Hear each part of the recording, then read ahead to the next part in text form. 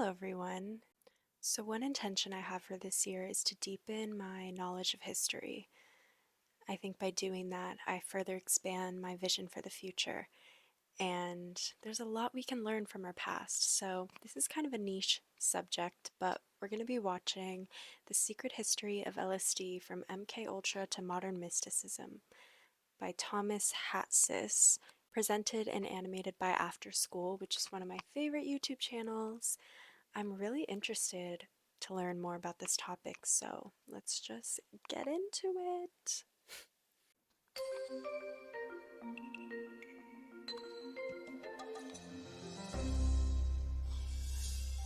The Secret History of LSD is the story of the struggle between good and evil in the human heart. All the threads of life and death, virtue and virulence, hell, the deep journey from cosmic emptiness to the illumination of galaxies, are stored in the conscious reservoir accessible through LSD. Dr. Stanislav Grof called LSD a non-specific amplifier of the unconscious. It magnifies what is already inside us, magnifies the struggle between good and evil. Its extraordinary powers were discovered accidentally in 1943 by the Swiss chemist Albert Hofmann, who intended to create a new migraine pill out of ergot, a fungus that grows on diseased grain. Refined ergot had been used for centuries as a medicine, as a psychedelic mystery sacrament, and as a way to teach people the secrets of witchcraft. During the synthesizing process, Hofmann unintentionally ingested a small amount of LSD. He then took perhaps the most famous bike ride in history. Damn, imagine being the first person to try LSD. That is insane. The following morning he felt positively rejuvenated, saying, "I had the feeling that I saw the earth and the beauty of nature as it had been when it was created. It was a Wow. beautiful experience. I was reborn, seeing nature in quite a new light." Despite such auspicious beginnings, he later called LSD his problem child, after the social uproar it caused during the late 1960s. But the secret history of LSD is not one of a problem child, but rather one of a wonder child, whose awesome power and What a monumental invention. Imagine inventing something like that and just opening up this Pandora's box to new visions, philosophies, perceptions. I mean, that's wild. When did he create it? Damn, I need to retain knowledge better. 1943. Wow. struggle Okay. between good and evil during the mid-20th century. And that struggle has implications today. The next moves we make are going to have a tremendous impact on the future of this story. What made LSD so attractive was the way it evoked what philosophers call mind at large. Mind at large represents every thought of every entity, human, animal, and extraterrestrial, that has existed since the Big Bang, and we are all hardwired into it. Accordingly, the human brain acts as a pressure valve, which guards our consciousness against this total sensory overload. Wow. LSD eases that valve, allowing the very building blocks of creation to flood the mind. The obvious question arises: who would control this awesome power? So that's what it does to the mind. It releases the blockages from sensory overload. So then what does it do to the psyche or the stress adaptation or emotions of us? Because why then are we able to handle it? Is it because it's temporary and so our, like, you know what I mean? Various interests like the medical community, the CIA, and modern mystics all saw themselves as the true keeper of LSD's potential. Initially, LSD found a home in therapeutic settings, helping people sort out their innermost suffering, finding that bridge between mental hell and mental health. People lined up to take LSD. In fact, they demanded. I truly think psychedelics have the power to heal so much of the unnecessary suffering in this world. I think that's why there's this negative connotation attached to it, because it can replace the profit driven world of big pharma. And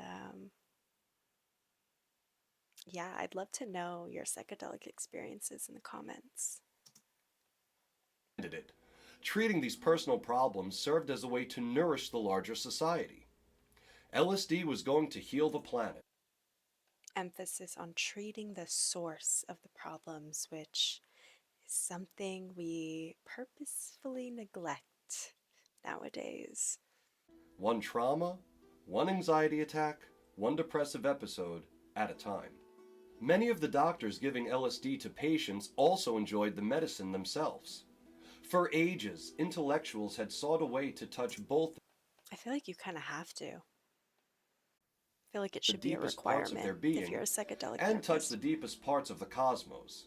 This principle has been articulated in many ways, but my personal favorite phrasing goes, as above, so below.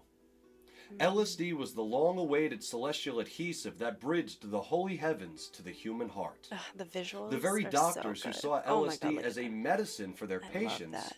saw it as a metaphysical tool for themselves.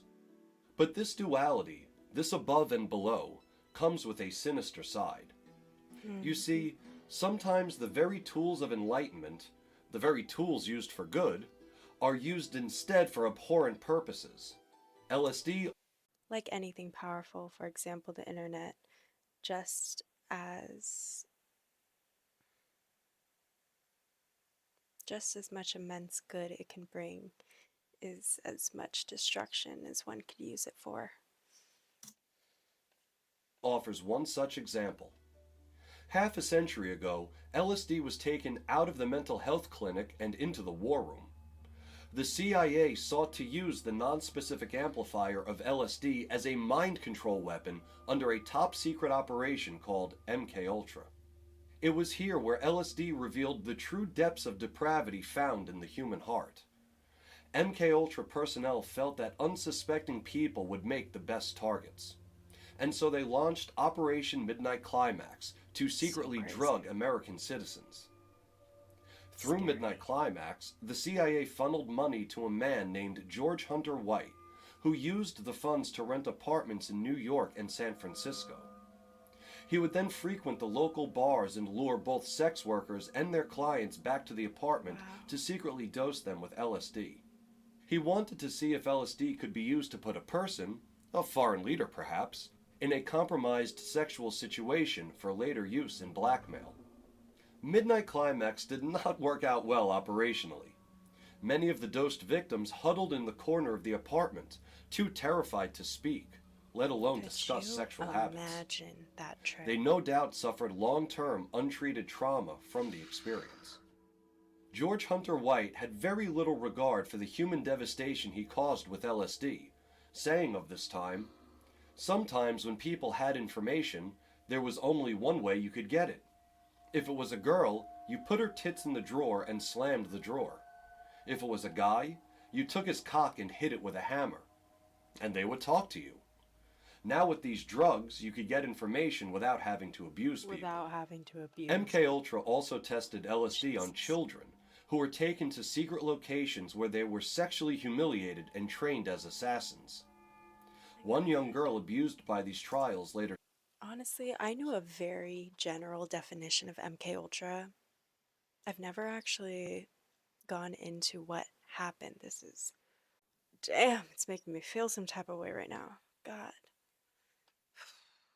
Deep breaths. There is no darkness that you cannot face. testified, they would perform radiation as well as mind control and drug experiments on me. I would receive intensive electric shock, isolation for days, sleep deprivation where they would attach electrodes to me, and if I started to fall asleep, they would shock me. Oh my god. She was 10 years old at the time. One of the doctors abusing these children was Wilson Green, who admitted, "I like scaring them. They and the agency think I'm a god, creating subjects and experiments for whatever deviant purposes they can think up." MKUltra left Ugh. behind a trail of human devastation and 2 Makes me deaths. fucking sick. Well, at least 2 deaths that we know about. The CIA found that they could not turn LSD into a weapon, so in 1973 MKUltra was totally abolished. With the question of an LSD weapon abandoned, more compassionate researchers started to ask new questions. Is there a consciousness out there in the universe? A supreme principle? Can that highest consciousness be reached through the byways of our own neural circuitry? Was LSD the key? Some LSD aficionados, like the author Aldous Ah, Huxley and the philosopher Alan. okay, love Alan Watts. I'm excited for this part. But I notice a common theme when I'm having deep conversations with people is the assumption that, I don't know, maybe I'm just crazy or I'm going crazy. It's like, no, people have had these big questions about life, have been diving into the mystery for as long as we can remember. And you're not crazy to do so as well. Just throwing that out there. They formed secret societies around the Los Angeles area in the late 1950s, using LSD in modern adaptations of ancient pagan mystery ceremonies. One doctor who was also a part of this LSD society stated, "We saw ourselves as members of a consciousness clan that goes back through history to Eleusis and the Sufis and the Vedic Hindus." A different side of LSD was now being specifically amplified, not as a weapon or even a therapeutic medicine, but as a sacrament. To many who were working with LSD in this way, it sat right beside the wheel, fire manipulation, and toilet paper in the annals of great human achievements. Many saw it as a vital epoch in civilization.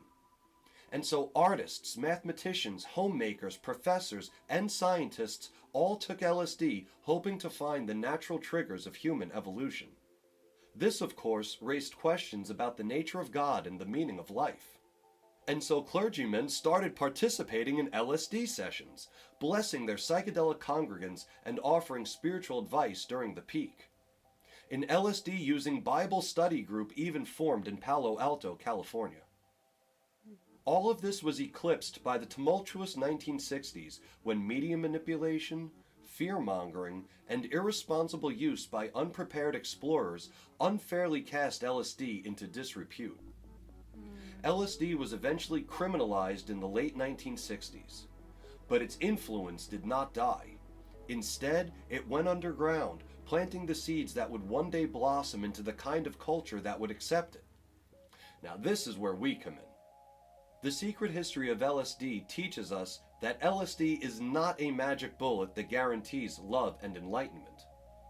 Its awesome powers can be used just as easily for evil. But this comes with a bonus. By acknowledging our own shadow side, we can be more forgiving of others and build a more tolerant, less polarized world. Our culture is fractured, but perhaps there is an opportunity here. When going in with the right intentions, if you're faced with darkness and shadow sides of yourself, you are meant to face them and probably wouldn't have released the blockages to that sensory experience without it. Um, so I think, in a way, even bad trips are a testament to courage and to release. I don't know. I bet bad trips do exist, but I think at large, the scary trips shouldn't be immediately categorized as bad. It's wild to grow up in a world like I'm just imagining growing up during the time when this was first invented and how much it impacted the world.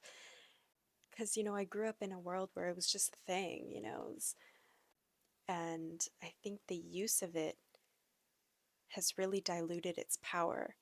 People take psychedelics as this party drug or just high, a dopamine rush through the change in their senses, when it's actually a powerful introspective tool. We are being given a chance to once again demonstrate the value of LSD and bring that secret history to light. As more and more cities, states, and countries decriminalize all psychedelic medicines, we have the ability to direct the fate of this non-specific amplifier. That is the Mm. magic we all have within us. Mm-hmm. So let's close our eyes. Where our attention goes, energy flows. So if we start focusing more on how we can use this to expand our vision for the world, instead of using it for temporary, shallow desires or even for evil. I think psychedelics could really be a game changer. Rise I mean, they and already just are, but imagine what we could amplify. Thank you for tuning in to I think there's this story attached to psychedelics too. These tree hugging people that live in La La Land, and sort of this detachment from true science in the real world.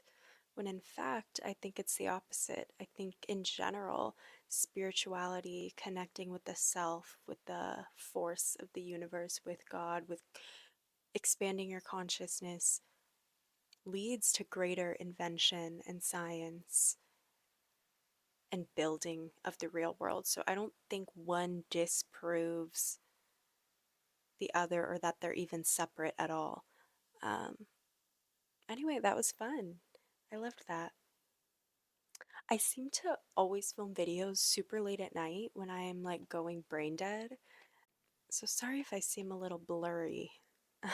My mind is definitely not at its sharpest point right now, but super interesting. I definitely want to start doing more videos about history. So if you have any recommendations, hey, I sit here and claim my ignorance to the past. I do not know much.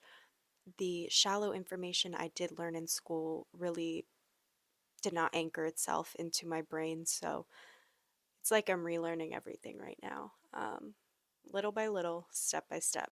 I appreciate you so much. Don't forget to take life seriously, lighthearted. I love you all.